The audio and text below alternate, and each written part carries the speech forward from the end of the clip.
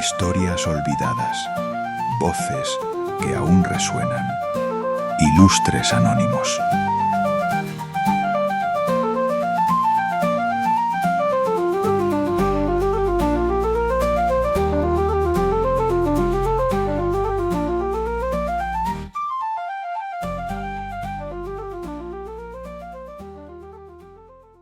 Dicen que hay frases que sobreviven a quienes las pronunciaron. Frases tan afiladas, tan perfectas en su mala leche histórica, que atraviesan siglos sin perder filo. Y una de ellas, quizá la más injusta y la más certera al mismo tiempo, es esta. La mujer del César no solo debe serlo, sino parecerlo. A primera vista suena a refrán de abuela estricta, de esas que te miran por encima de las gafas cuando vuelves tarde a casa. Pero detrás se esconde un episodio romano tan turbado, tan político y tan humano, que parece sacado de un guión de HBO. Solo que ocurrió 2000 años antes de que existieran los cables, las plataformas y los spoilers. Hoy vamos a viajar a una Roma que huele a incienso, sudor y ambición. Una Roma donde los matrimonios eran tratados con la misma formalidad estratégica que una alianza militar. Una Roma donde la reputación era una armadura y cualquier grieta podría cortarte la cabeza. O en el caso de Pompeya, la mujer del César podía costarte el matrimonio sin que hubieras hecho absolutamente nada. Porque esta frase, que repetimos sin pensar, nació de un escándalo, de una fiesta religiosa donde los hombres tenían prohibida la entrada, de un político disfrazado de mujer, de un rumor que se volvió incendio y de un César que decidió salvar su nombre sacrificando algo más íntimo que una batalla, su vida privada. Pero lo fascinante es esto. La frase no habla solo de Roma, habla de nosotros, de nuestras apariencias, de nuestros miedos, de las expectativas que otros proyectan sobre lo que deberíamos ser. En este episodio vamos a descubrir qué ocurrió realmente aquella noche, por qué César pronunció estas palabras y por qué seguimos usándolas hoy, en plena era de LinkedIn, filtros, reputación digital y juicios instantáneos. Así que, afilad las sandalias, ajustad la toga y preparaos para entrar en un mundo donde ser no basta, hay que parecer. Bienvenidos a Ilustres Anónimos. Hoy hablamos del dicho que nunca murió y de la noche romana en la que todo empezó. Dicho esto, empecemos.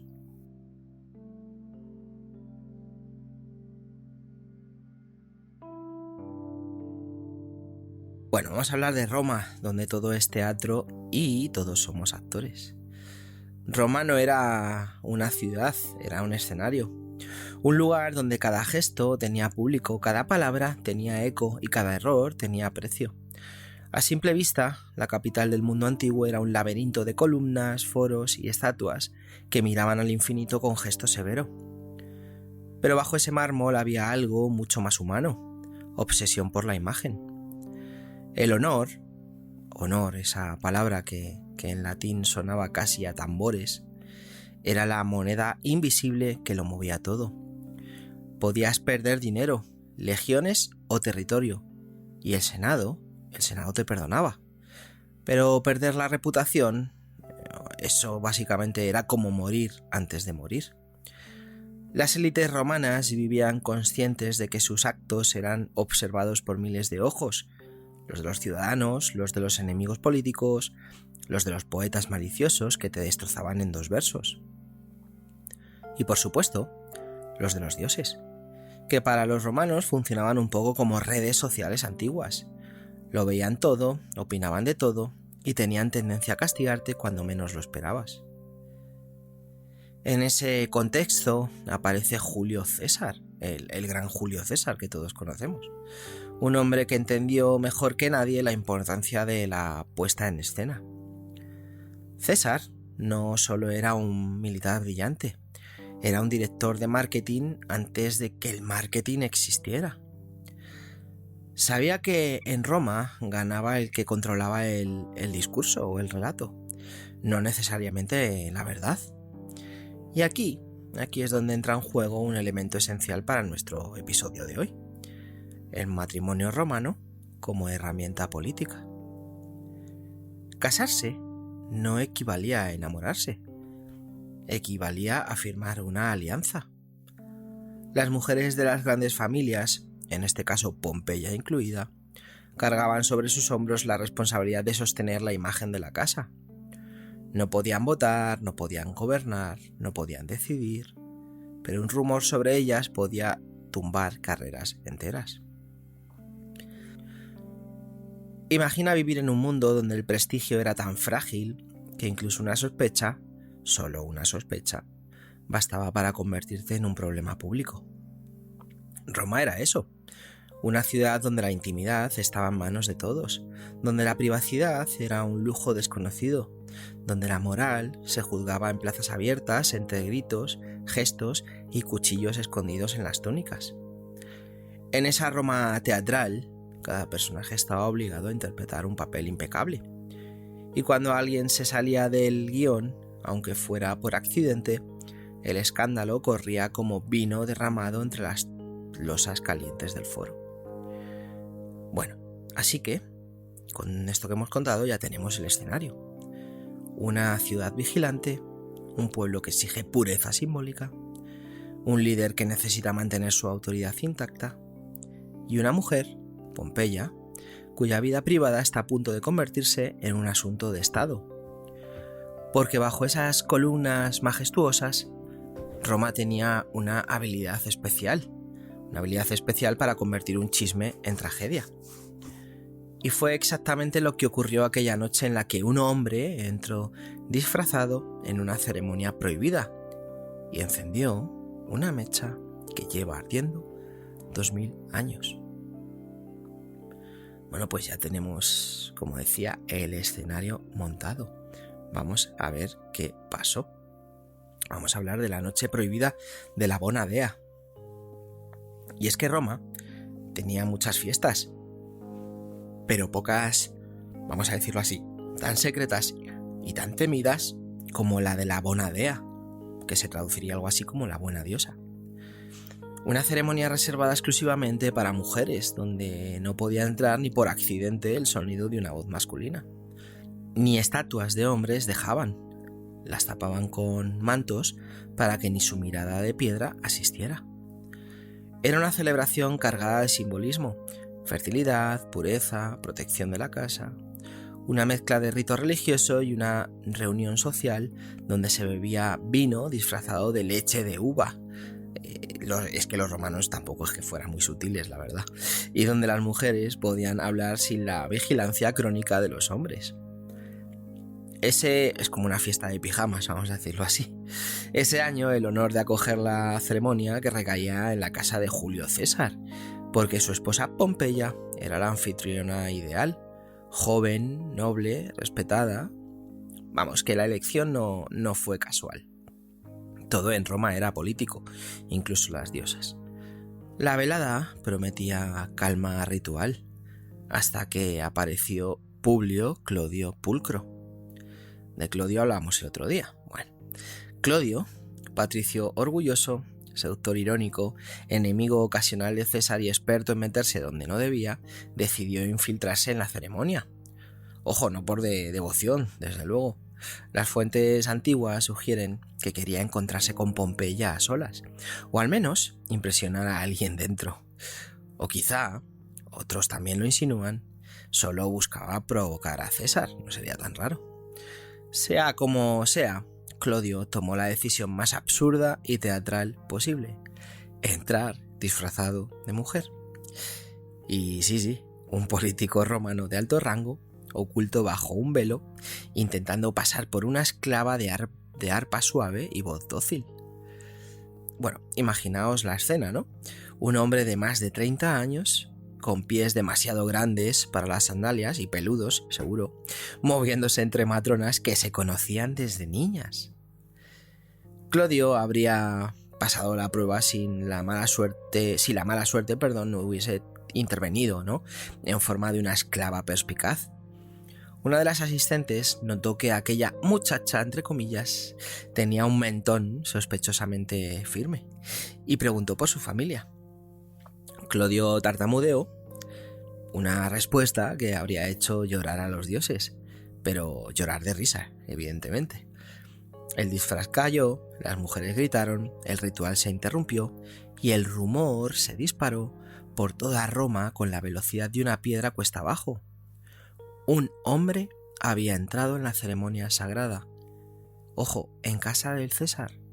Ojo, en la fiesta dirigida por su esposa. La combinación perfecta para el cotilleo político, el escándalo religioso y la humillación pública. Clodio huyó como pudo, pero ya era tarde, evidentemente. El Senado rugió, los enemigos de César afilaron argumentos y los sacerdotes exigieron explicaciones. Una sombra de duda, ojo sobre una sombra, cayó sobre Pompeya.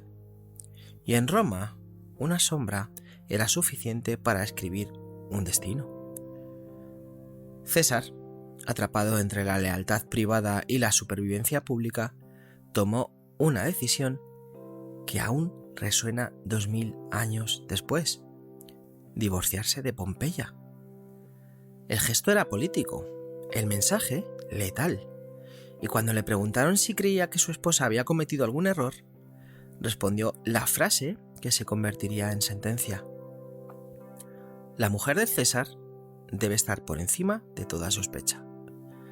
Lo que luego, más adelante, se resumiría en el dicho que seguimos hoy en día usando: no basta con serlo, hay que parecerlo. La ceremonia de la Bona Dea terminó convertida en una muestra perfecta de la Roma real, una ciudad donde lo sagrado y lo político se abrazaban, y donde un rumor podía más que 100 certezas. Bueno, pues ya tenemos el escenario, ya tenemos la historia, ¿no? Lo que pasó en la fiesta de la Bona Dea, de la buena diosa, que celebraba Pompeya en casa de César, en su casa, y como Clodio, ¿no?, disfrazado de mujer, se descubrió, ¿no?, ante el resto de mujeres allí congregadas. A día de hoy es lo poco que nos faltaría por ver un político disfrazado de mujer, pero bueno, en este caso fue lo que pasó, y César, para evitar esta contienda, ¿no?, con sus enemigos, pues se divorció, básicamente, con la excusa de que, bueno, su mujer no solamente debía de parecer, por decirlo de alguna forma, honesta, ¿no?, sino serlo, ¿no? O sea, no debía serlo, perdón, sino parecerlo. Bueno, pues ya tenemos también la escena montada. Vamos a hablar de César y Pompeya, ¿no?, cuando el poder no duerme en casa. Y es que el divorcio de Pompeya no fue una escena privada, ni silenciosa, ni mucho menos, ni siquiera digna. Fue un acto político. Y como todo acto político en Roma se hizo para que se viera, ¿no? César no acusó a su esposa, no podía. No la humilló públicamente. No dijo que fuera culpable, tampoco podía. De hecho, en ningún momento afirmó que Pompeya hubiese cometido falta alguna. Y sin embargo, la apartó. Aquí está la paradoja que hace que esta historia siga doliendo 2000 años después. Pompeya no fue castigada por lo que hizo, sino por lo que otros podían pensar que había hecho. En Roma, el matrimonio del César, vamos a decirlo así, no era suyo, era del Estado. Su casa no era un hogar, era una extensión del poder. Y su esposa no era una persona privada, era un símbolo. César entendió algo que muchos líderes han aprendido después, a veces demasiado tarde. Cuando ocupas la cúspide, no te perteneces del todo. Cada gesto tuyo se convierte en mensaje, cada silencio en sospecha, cada duda en arma para tus enemigos. Mantener a Pompeya a su lado habría sido interpretado como debilidad, como permisividad o peor aún, como complicidad. Y Roma no perdonaba esas lecturas. Así que César eligió. No entre el amor y el poder, eso sería demasiado romántico, vamos a decirlo así, sino entre la intimidad y la supervivencia política. Pompeya fue expulsada del relato oficial con una elegancia cruel, sin juicio, sin defensa, sin voz. Las fuentes históricas apenas vuelven a mencionarla y eso, en cierto modo, es el castigo definitivo, desaparecer sin haber sido culpable. César, por su parte, salió reforzado. El mensaje era claro. Mi casa está limpia, aunque yo mismo tenga que vaciarla. Cuando pronunció la frase, esa que, como hemos dicho luego, el tiempo afilaría, estaba haciendo algo más que justificar un divorcio. Estaba estableciendo una norma brutal para el poder. Ojo, no basta con ser honesto. Hay que parecerlo incluso cuando eso implica sacrificar a otros. Y aquí conviene detenerse un segundo. Porque hay que ser sinceros, esto o esta no es solo una historia de Roma. Es una historia sobre cómo el poder externaliza el coste de su pureza, cómo la limpieza simbólica suele pagarse con vidas ajenas, cómo la reputación de uno se protege con el silencio de otro. Esto nos sonará de muchas veces, ¿no? De muchas cosas. Pompeya no fue una traidora. Fue una víctima del sistema que necesitaba certezas visuales en un mundo lleno de rumores. Y quizá, por eso, esta historia nos incomoda tanto. Porque en el fondo, todos hemos vivido algo parecido, aunque sin togas ni senadores. Ser juzgados no por lo que hicimos, sino por cómo parecía desde fuera. César ganó su relato. Pompeya, la pobre, perdió el suyo. Y el mundo heredó una frase que seguimos repitiendo sin preguntarnos quién pagó el precio de que fuera pronunciada. Bueno, pues ya tenemos también un poco las consecuencias, ¿no? De todo esto, que pasó. Hemos visto, bueno, pues un poco el escenario, hemos visto lo que pasó y ahora hemos visto las consecuencias, ¿no? Vamos a pasar ahora, que es ser y parecer, ¿no? La trampa que nunca se termina de cerrar, ¿no? Bueno, la frase de César funciona porque encierra una tensión que no hemos resuelto ni siquiera en estos 2000 años. ¿Qué pesa más? ¿Lo que somos? ¿O lo que los demás creen que somos? En teoría, vivimos obsesionados con la autenticidad. Nos gusta pensar que la verdad, tarde o temprano, se impone, que basta con obrar bien para que el mundo lo reconozca. Yo soy de esta opinión. Roma no se engañaba con eso, hay que ser sincero. Los romanos sabían que la percepción no era un efecto secundario del poder, sino una de sus materias primas. Para ellos, la virtud no era solo una cualidad moral, era una representación pública. El ciudadano ejemplar debía comportarse como tal y ser visto comportándose como tal. La ética, sin testigos, era poco útil. César no estaba formulando una norma ética, estaba describiendo una ley del sistema. Una ley que decía algo así como: la sospecha es contagiosa y quien la tolera se vuelve sospechoso. Ojo, con el juego. Desde un punto de vista filosófico, esto choca frontalmente con la idea socrática y luego cristiana de la virtud interior. Para Sócrates, que ya le conocemos mucho, importa lo que eres cuando nadie te mira, y debería ser lo importante. ¿Quién eres cuando nadie te está observando? Para César, importa especialmente quién te mira y qué cree ver. Habéis visto, ¿no? Cambia mucho la historia. Y aquí aparece la trampa. Cuando el parecer se vuelve obligatorio, la apariencia deja de ser reflejo y pasa a ser una presión. Ya no actúas para ser mejor, sino para evitar el juicio. No buscas la verdad, buscas no dar motivos para la duda. Pompeya no fue juzgada por un acto, sino por un contexto. por estar en el lugar equivocado, en el momento equivocado, dentro de un sistema que no permitía matices. Y si lo piensas bien, eso no nos resulta tan ajeno.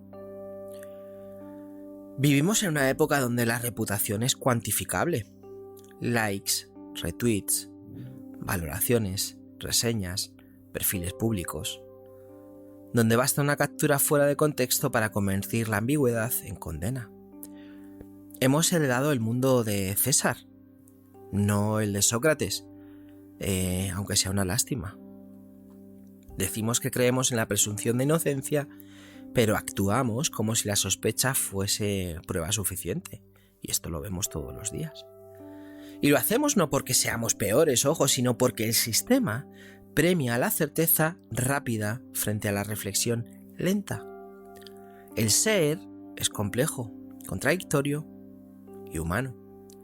El parecer es limpio, inmediato y fácil de consumir. Por eso triunfa. La frase de César no sobrevive porque sea justa, que no lo es, sino porque es funcional. Describe una dinámica que se repite una y otra vez. El poder exige símbolos impolutos, aunque eso implique romper personas reales, y en este caso a su propia esposa. Y aquí vamos a hacer una pausa, o conviene, ¿no?, hacer una pausa incómoda. Cuando repetimos el dicho sin pensar, ¿de qué lado estamos? ¿Del de la verdad imperfecta? ¿O del de la imagen inmaculada? Roma eligió la imagen, y nosotros, y no nos engañemos, demasiadas veces también. Bueno, pues un poco la vista, ¿no?, entre el ser y el parecer, ¿no?, esta trampa que nos hemos montado. Como decía, vivimos en el mundo de César, vivimos nuestra historia es la de César. El mundo real está construido a imagen y semejanza de la Roma, ¿no?, de Julio César, no de la Grecia de Sócrates, no de esa gran verdad, ¿no?, que hay que ser bueno cuando nadie mira, o hay que ser virtuoso, vamos a decirlo así, honesto, como lo queráis decir, cuando nadie nos está mirando. Eso debería ser lo importante. No en la foto, no en la imagen, no que solo no baste con serlo, sino parecerlo. Y como decía, aunque queramos pensar que vivimos en el mundo de Sócrates, vivimos en el mundo de Julio César.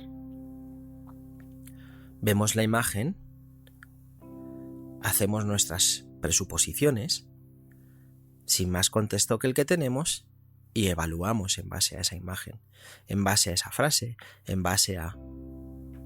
No vamos más allá. Y lo más importante sería eso, que nos importe más cómo somos cuando nadie nos está mirando. Pero bueno, vivimos en el mundo de César y en el mundo católico, ¿no?, en el mundo de las religiones, de las tres grandes religiones, ¿no?, donde se valora más el que dirán, ¿no?, la imagen que la virtud, ¿no?, aunque tengamos figuras religiosas, como puede ser Cristo en el cristianismo, que hablaran completamente de lo distinto y fueran más cercanos a la filosofía de Sócrates que a la filosofía de Roma, ¿no? Pero bueno, pues hemos hablado ya de todo esto. Vamos a pasar ahora un poco a hablar del mundo real, ¿no? Vamos a hablar de Roma LinkedIn, ¿no?, cuando la reputación se vuelve perfil, ¿no? Y es que si Julio César levantara la cabeza hoy, no entendería muchas cosas, segurísimo, pero LinkedIn, lo comprendería al instante. Algún día, a ver si algún día hacemos una conversación imposible con Julio César. Bueno, porque el mundo moderno no ha abolido la lógica romana, como decía antes, la ha digitalizado. Hoy no vivimos en el foro, pero vivimos expuestos. No vestimos toga, pero cuidamos la foto de perfil. No pronunciamos discursos ante el Senado, pero redactamos posts que dicen mucho más por lo que callan que por lo que afirman. El parecer, entre comillas, ya no es una exigencia del poder político únicamente. Es una condición de supervivencia social y profesional. La reputación, que antes se construía a base de gestos públicos, hoy se optimiza. Se optimiza, se mide, se ajusta, se pule. Y aquí está la herencia directa de César. No basta con hacer bien tu trabajo. Tienes que parecer siempre alineado, estable, positivo, resiliente y, a ser posible, después de todo esto, feliz. El error moderno no es cometer una falta, es generar una duda, una ausencia mal interpretada, un silencio largo, un cambio de rumbo sin relato, una salida que no encaja en el discurso oficial. Pompeya hoy no sería divorciada, hoy sería desconectada, dejaría de aparecer en reuniones, su nombre se iría apagando de los correos. Nadie diría nada malo, pero tampoco diría nada bueno. De esto yo sé mucho, hablaba de ello el otro día. El castigo contemporáneo no es el del escándalo, no nos confundamos, es la invisibilidad. Y lo más inquietante, y no nos engañemos, ninguno, es que hemos interiorizado la norma. Nos autocensuramos, nos explicamos de más, pedimos perdón por adelantado, pulimos nuestra versión pública hasta que apenas queda rastro de la persona real. Ojo, no porque seamos falsos o queramos serlo, ¿no? Sino porque hemos aprendido que la ambigüedad se paga muy cara. En este mundo, la sospecha no necesita pruebas, solo necesita circulación. Un rumor romano tardaba días en cruzar la ciudad. Hoy, tarda segundos en cristalizar en opinión. César entendió que no podía permitirse zonas grises y nosotros, sin darnos cuenta, hemos aceptado vivir bajo la misma ley no escrita. Si algo puede parecer mal, hay que evitarlo, aunque sea inocuo. El problema es que ese cálculo, vamos a decirlo así, ese cálculo constante tiene un precio y no es pequeño. Vivir pendiente de parecer te aleja lentamente de ser. Lo repito. Vivir pendiente de parecer te aleja lentamente de ser. Te vuelves funcional, correcto, irreprochable y peligrosamente vacío. Roma sacrificó a Pompeya para proteger el símbolo, ¿no? Nosotros sacrificamos partes de nosotros mismos para mantener ese perfil. Y quizá por eso esta frase sigue resonando. No porque estemos de acuerdo con ella, sino porque describe demasiado bien el mundo en el que vivimos. Bueno, pues, ¿no? Roma, 2000 años después, ¿no? De Roma a LinkedIn, ¿no? Como decía. Bueno, o a LinkedIn, unas redes sociales, al final. Bueno, no deja de ser también una red social. Pero bueno, es la analogía, ¿no? La analogía. Vuelvo a repetir esa frase. Quedaros con ella. Y haceros la vuestra, para memorizarla de vez en cuando, para recordarla de vez en cuando. Vivir pendiente de parecer te aleja lentamente de ser. Esto habla mucho de las apariencias. Cuando vivimos siempre hacia afuera, se nos olvida mirar y limpiar hacia adentro. Es importante, lo vuelvo a decir, quiénes somos cuando nadie mira. Es quizá lo más importante, y eso es la gran lección de Sócrates, lo vuelvo a decir. Hay que cuidar quiénes somos cuando nadie nos está mirando. Eso es lo importante. Bueno, hemos hablado ya de muchas cosas, hemos hablado de muchísimas cosas. Vamos a hablar un poco de este precio, ¿no? Del precio de parecer.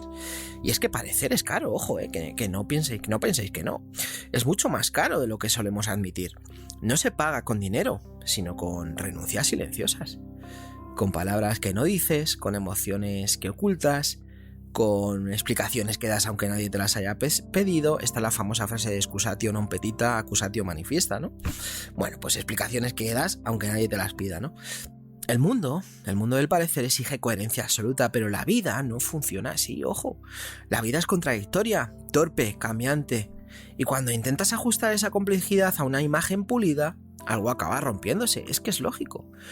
Pompeya pagó el precio máximo sin haber cometido falta alguna. Su culpa fue ocupar un lugar simbólico en un sistema que no toleraba sombras. Su historia nos incomoda porque revela algo que preferimos no mirar.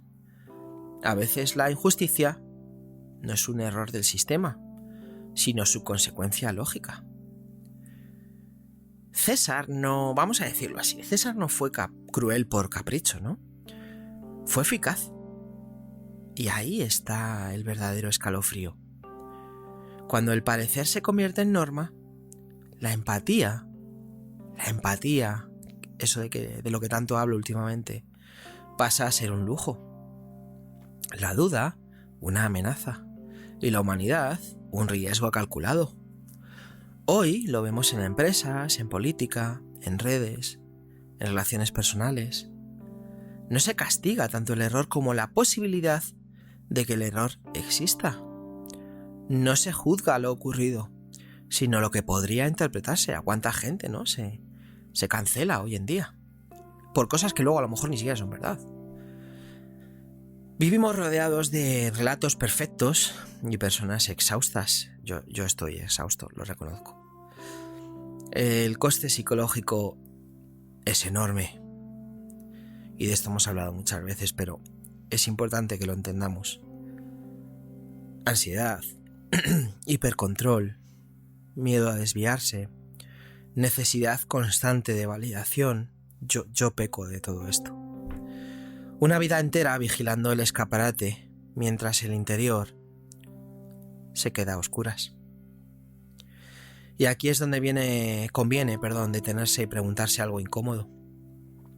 ¿Cuántas veces hemos exigido a otros que parezcan algo solo para sentirnos seguros? ¿Cuántas veces hemos retirado la confianza no por hechos, sino por sospechas? Porque esta historia no va solo de César, va de nosotros, de cómo participamos, a veces sin querer, en sistemas que prefieren la apariencia a la verdad. De cómo repetimos el dicho sin preguntarnos a quién beneficia y a quién aplasta. La frase ha sobrevivido porque es útil. Pero útil no es lo mismo que justo o que justa. Pompeya desapareció del relato. César entró en la historia. Y el mundo heredó una regla no escrita que seguimos aplicando sin toga, pero con la misma severidad. Bueno, pues este es el precio del parecer. Cada uno que haga una reflexión, ¿no? Estamos casi a mitad de mes y a 16 días, ¿no? De que acabe el año, 17. Estaba sumando días y 17 días. 17, ¿no? Sí. Bueno, mitad de mes para que acabe el año y para que acabe el mes. Y creo que es importante, ¿no? Que hagamos esta valoración. El precio del parecer, ¿no? El precio del parecer. Bueno, pues vamos a cerrar ya. Hoy va a ser corto, hoy no va a ser muy largo. En fin, y vamos a hablar un poco ya para cerrar de cuando el dicho nos mira a nosotros. La vuelvo a repetir. La mujer del César no solo debe serlo, sino parecerlo. La repetimos como si fuera una obviedad, como si describiera una norma sensata, como si no tuviera víctimas. Pero ahora ya sabemos de dónde viene, lo hemos aprendido hoy. Sabemos que nació de una noche de miedo, de rumores, de cálculo político, de una decisión tomada no para hacer justicia, sino para proteger una imagen. Pompeya no dejó legado, no escribió su versión, no tuvo la última palabra.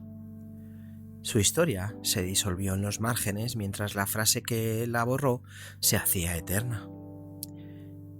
Y eso, y lo digo ahora, debería incomodarnos a todos.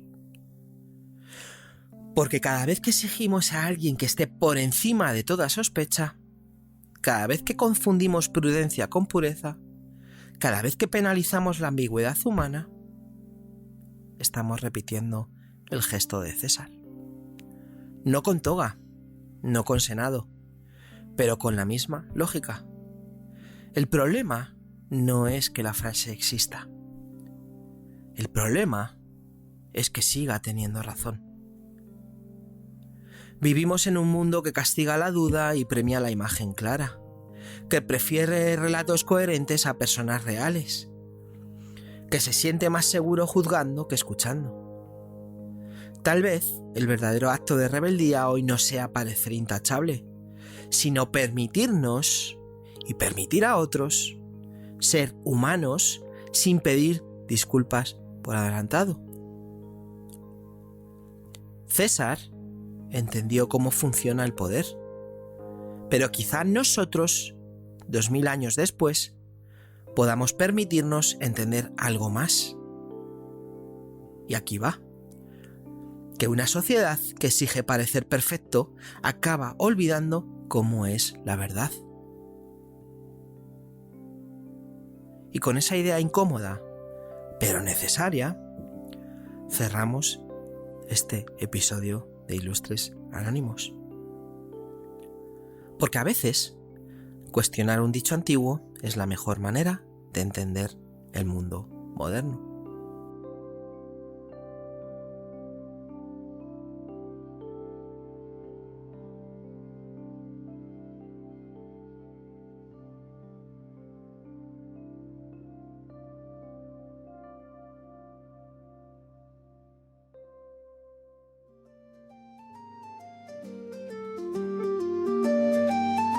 Aquí cerramos otro viaje de Ilustres Anónimos. Si quieres más, suscríbete y participa eligiendo el personaje de la próxima conversación imposible.